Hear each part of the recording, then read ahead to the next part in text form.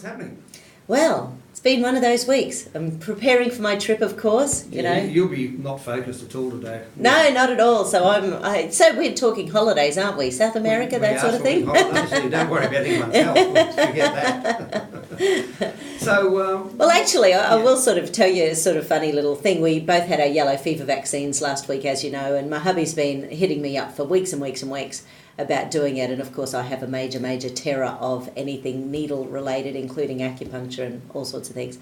So we finally did it, and I sort of had a runny nose and a sore throat for a few days, but Jason's actually come down with a full-on flu. Oh, no. So he's had all week off work, which is very interesting because it just sort of started with a headache, a little bit of sickness, you know, all the things that, because from the script she knows I'm a naturopath, so the doctor is, you know, she's fully aware of my clinic and everything. She said, oh, well, I'll just, you know, give you something for nausea or give you something for vomiting or diarrhea, and we'll sort of, hopefully, you know, you'll all be good. So, of course, I'm fine. Poor old Jace. One night he just wakes up, you know when you're so achy that the hairs on your head are sore and all over your body, it feels like you can't, So that's the week he's had. It's just starting to get better. What's the day you depart? Thursday. This coming Thursday? Oh, yes, 6 days away. I saw a funny gag actually talking about that 4 out of 5 people suffer from diarrhoea. So one person's obviously happy about it. Yeah, good one.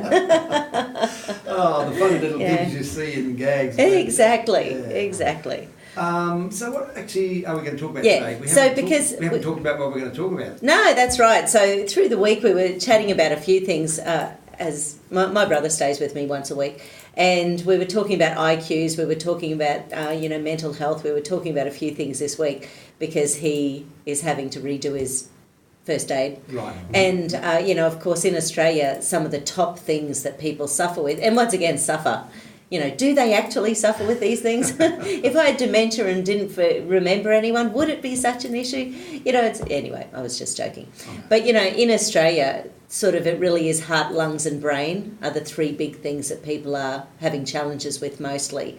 You know, we've had people on recently talking about the heart, but really we haven't touched on the lungs very much, have we? No, so when we're talking about things like asthma and chronic obstructive issues, even sleep apnea, those sort of things, and of course, given that the number one thing we suffer from is the cardiac disorders, how closely related is that heart-lung connection? You know, it's a really powerful, if your heart is playing up long term, it's going to impact on the lungs and vice versa. Mm-hmm. So in your family, is your family someone with lung issues, you know, sort of things like... Mainly our biggest problem, well, not biggest problem, but was I think a little bit of asthma. Oh yeah. Yeah. But we seem to I come from a family of 4 boys, 3 brothers of course, and I've never really suffered from it. But as I got older, I did have this cough, which was annoying, and so I ended up getting a puffer. Yes. And I got all the lung tests done because I wasn't a smoker apart from when I was about 16. Yeah. Had a few puffs just to be a naughty boy. But, so that seems to be okay. We're all okay. But so mainly just that asthma. Right. Yeah, because when it comes to things like asthma, bronchitis, in the immune system, there's T helper 1, 2 and 3 cells. And when we've got something like asthma, which a lot of people will know is very much linked in with eczema as well. You know, babies often have asthma, eczema. Yep. Or if I have people come in and babies are having breathing issues, I will often ask, in their family, is there a history of eczema and asthma? And they say, oh, yeah, his dad gets this. Or, you know, so then you can sort of usually see a family connection because the 2 of them are very linked. So the 2 of them, as well as things like hay fever and sinusitis and, well, any chronic allergies, they're all T helper 2 excess problems. So in the immune system, there's many different types of immune cells, but some of the ones that are the problems with lung issues are T helper 2 cells. So there's too many of them. Right. And I think this is then linking in with all the mast cell activation stuff we've been chatting about over the last few months. So the mast cells release histamine. Now, some research is showing that histamine can build up in certain individuals, and I think this is the thing that might be going on in a lot of people with chronic lung problems, is that the histamines have actually built up and they haven't been released.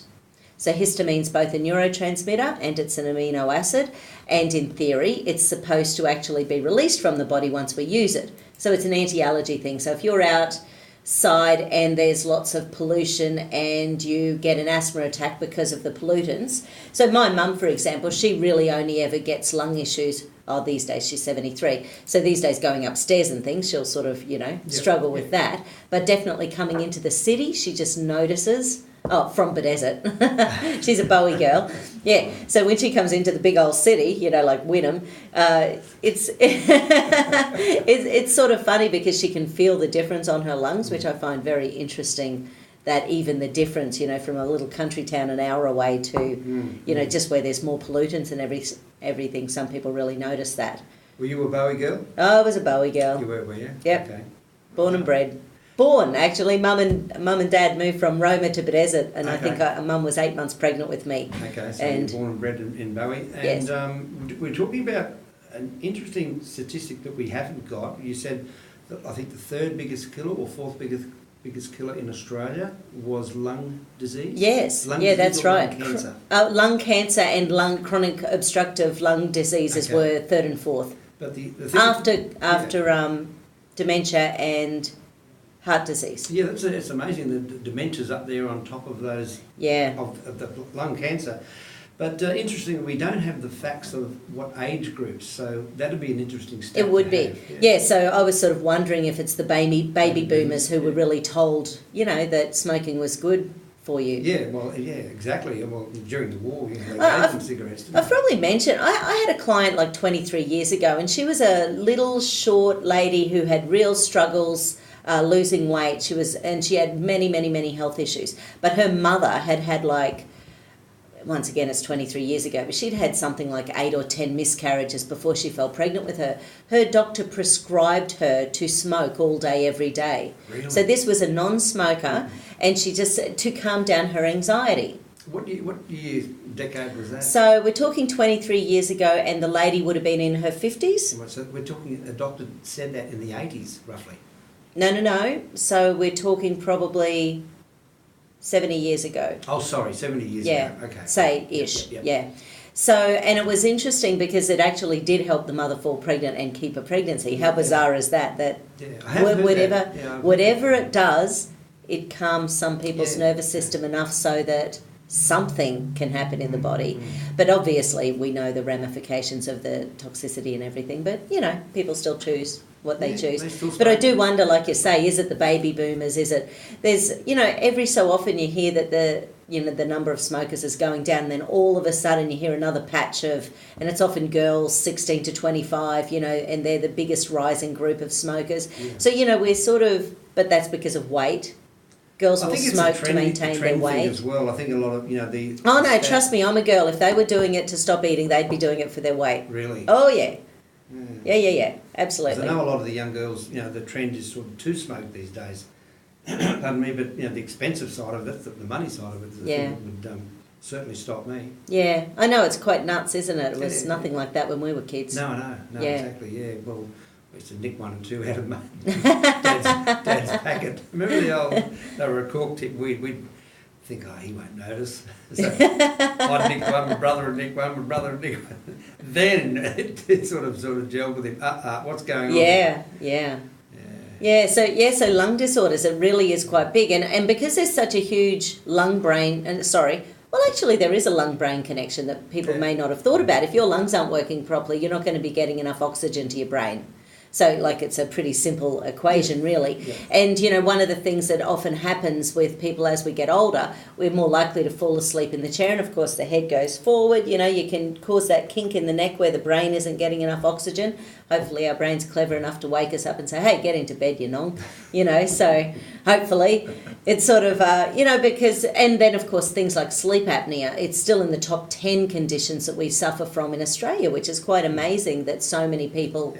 suffer. But, you can imagine it's the neck muscles being quite lazy, as well as often there's those unresolved sinusitis. There can be allergies and things like that, and polyps in the noses. So, there's lots of things that link in with sleep apnea. But obviously if we've got that, we're not getting enough oxygen to our brain while we're sleeping as well. Okay. All right, we're going to take a little break, very short break. I'm going to play you a voice. Now, you're not going to get $100 like Brett did this morning. I can't believe that. You know, I'm $100 minus in my pay because the boss said, "Oh, that's a hard one. I don't think it'll go off," but it did. It's amazing. Brett guessed it, but anyway. David Bowie. Yeah, David Bowie. Yeah. But this little voice coming up next is for you to guess. No money. Don't call us or anything. But see if you can guess who it is. Here on Bay FM, we'll come back in just a moment.